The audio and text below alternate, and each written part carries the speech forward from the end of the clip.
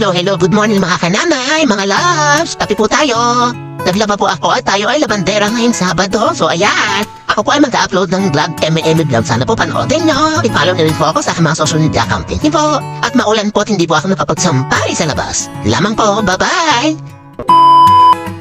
Yung ang dami ko na naman palang lalabhan.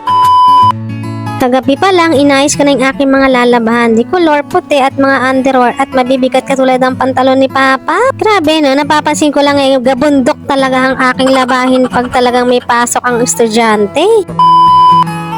For today's video, samahan niyo po ako ulit sa isang araw sa pagiging stay at home nanay. So ayun na nga, happy Saturday mga kalabs, mga kananay. Panibagong araw, panibagong labandera na naman tayo. So ayun na nga, wala na pong ismag dito, thank you Lord. Palang, hindi nga lang tayo talaga makakapagsambay dito sa labas. Wala pala nagpasukan, weekly talagang tambak ng aking mga labahin. Dahil CS ma'am ako, talagang dinadahan-dahan ko muna magyuyuko. Kayo ba mga kainay, tuwing kailan at ilang beses po kayo naglalaba per week? Ako po kasi, sad to say, isang beses lang per week kasi nga hindi kinakaya ng schedule. Kahit sabihin mo pang stay at home nanay ka, nasa bahay ka lang, aba hindi po tayo nauubusan ng gawaing bahay, oo katulad yan. Tapos na ako maglaba, akala mo makapagpahinga ka na, hindi pa mga labs, ayan pa ang ating gagawin. Hindi pa lang mag-uumpisa ang ating pagiging nanay dito sa loob ng bahay. Pero syempre, imunin muna tayo ng kape ang ating energy drink. At nakrave nga po pala ako sa sitaw, opo, ayan, kahit mahal na pabili na. Dito lang ba sa lugar namin halos pinapira-piraso na lang ang sitaw sa sobrang mahal. Dahil nga for the cravings, ilaban na natin to, minsan lang naman. Kayo ba talaga bang niluluto nyo yung mga cravings nyo?